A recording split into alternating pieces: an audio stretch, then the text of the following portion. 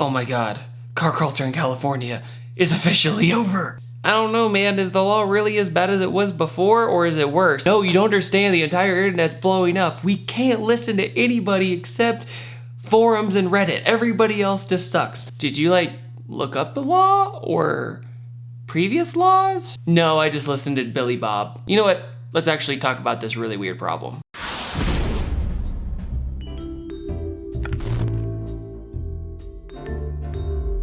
California AB 1824 was officially started to be enforced on January 1st of this year. What a great way to start off 2019. At least it didn't start off like a Japanese forest of 2018, if you know what I'm saying. But it was signed in June of last year, and a lot of people didn't even notice. The governor and all the politicians signed it to accommodate for the new budget. And I imagine you see where this is going. So what's the main difference between the law before and now? There's a lot of misinformation out there, so let's get down to the facts. So the law itself is pretty much the same. There's a huge rumor going around that modified exhausts in California are completely illegal. And you know what that is? False. You are still completely able to buy. They did not ban the sale of aftermarket exhaust, and the installation of aftermarket exhaust is actually still allowed, which is somehow crazy. However, when you take off catalytic converters and stuff like that to pass your smog test, that's when you're gonna have a problem. Even states in Georgia where I'm from, they still plug in the OBD2 port to see if you're missing any of those codes and or you don't have cats. That's why when you buy things like X pipes or Y pipes or H pipes or something like that for your platform, it removes the cats, but online it'll say off-road use only. Sure, Johnny, that's exactly what we're doing. They say off-road use only, so when you go to the track, it doesn't really matter. You're not really driving on the road. But you and I both know a lot of people do it anyway, so. But going back to the California law, here's the main difference. This is where a lot of the misinformation combines with the truth. The truth is that if you get caught with an exhaust that's 95 decibels, dude, 95 decibels is really freaking loud. 95 decibels or louder, they can fine you on the spot $1,000. My dude, do I think it should be $1,000? No. The thing though is the law is the exact same. The only difference is now you can't really get a fix-it ticket. The fix-it ticket was essentially you go back to stock form, you prove it in court, and then you're scot-free and you're good. It sucks in itself. You and I both know that too. It's like getting pulled over for 5 over and they're like, are you guilty? And you're like, yes, I'm guilty. Just don't make me come to court here, take my money. But going back to the $1,000 fine, that is ridiculous. You and I both know that the state just wants more money from us car enthusiasts because the car enthusiasts are the worst criminals on the planet, especially in California. I also want to play devil's advocate for this argument because yes, the law sucks. It's terrible. But 95 decibels is so loud. You're getting near jet engine territory. On the other hand, do I feel as though people should be allowed to do whatever they want with their cars? And that is yes. But here's another fun fact. The law was actually brought into effect in 1998. So this same exhaust law has been there the entire time, sleeping like a giant, not really enforced. So the cops would pull you over, say, modified exhaust, and you would say, maybe. I know it's a modified exhaust, here's your ticket, fix it. Fix it. So you go do your thing, get it fixed, bring it back, I'm not guilty, here's my car back, go right back to what you're doing. Since then, California has always been strict, and that's where I'm gonna maybe contradict a lot of the other people who have been talking about this issue. A lot of you guys are not gonna like it when I say this. California, in my opinion, for modifying cars is one of the most miserable places. One of the reasons I don't go out and film in LA as much is because I have had bad experiences. In fact, one of my subscribers I was filming got pulled over for lowered suspension and loud exhaust and he got a whole bunch of tickets.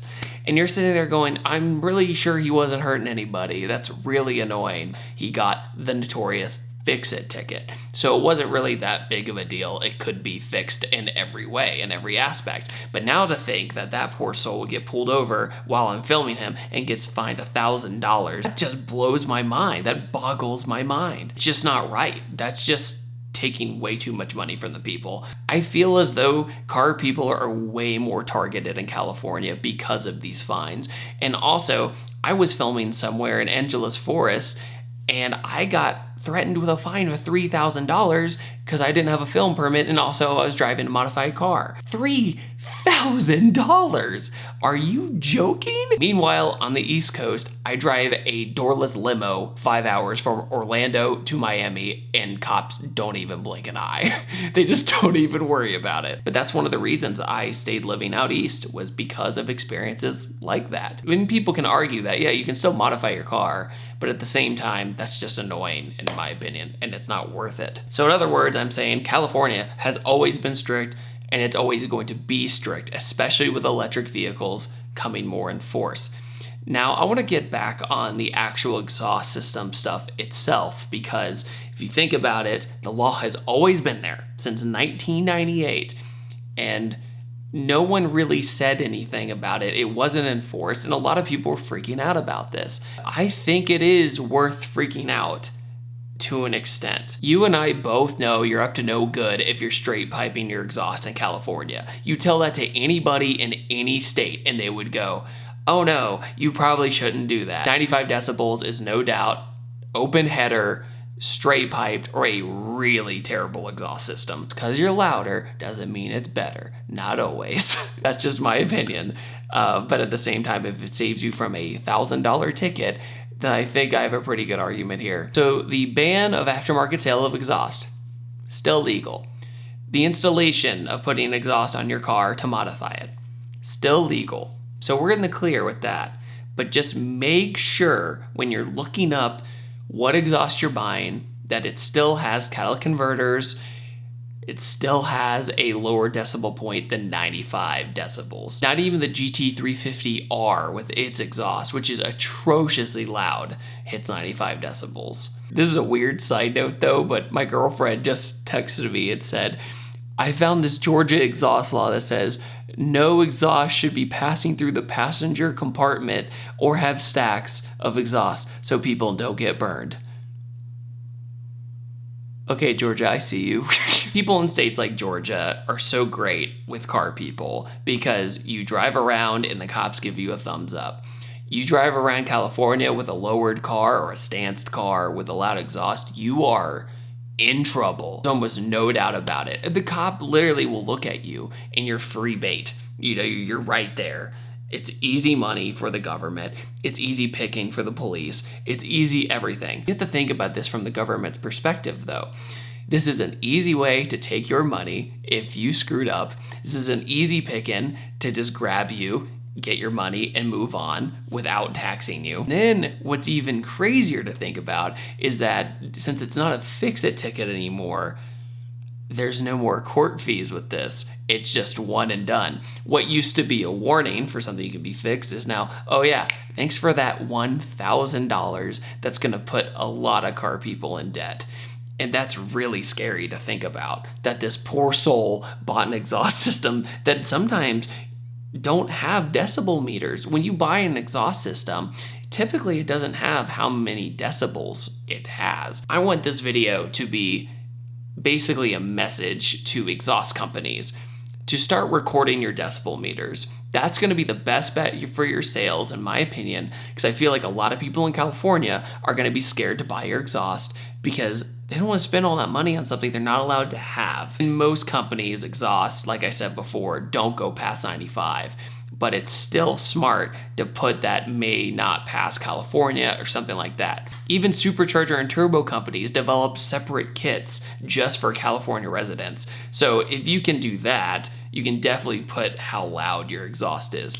One thing I really don't like about this law though is that if they don't have a microphone on them to do a decibel test, they kind of literally play it by ear and they go, oh, that's too loud, give me $1,000. That seems really dirty. Not a fan of that at all. So that's the one big thing about this that really makes my skin crawl. That car sounds a little loud. I'm gonna get $1,000 from him. It sounds like a law that could be extremely abused, and that's scary. All right, guys, I just wanted to tell you some of the fact and the fiction behind this law. And don't freak out, just do your research if you live in California. So don't think that It's completely banned. Don't think about that car culture's dead in California. It's not gonna go away. It is part of that state's heart. You can't get rid of it. It's always gonna be around. At least I hope so. I don't really see why not. But at the end of the day, all of my viewers in California, I'm rooting for you. Do not worry. Do your research and have a wonderful day. I upload every Tuesday, Thursday, and Saturday, and I will see you guys next time, and take it easy. Have a wonderful day.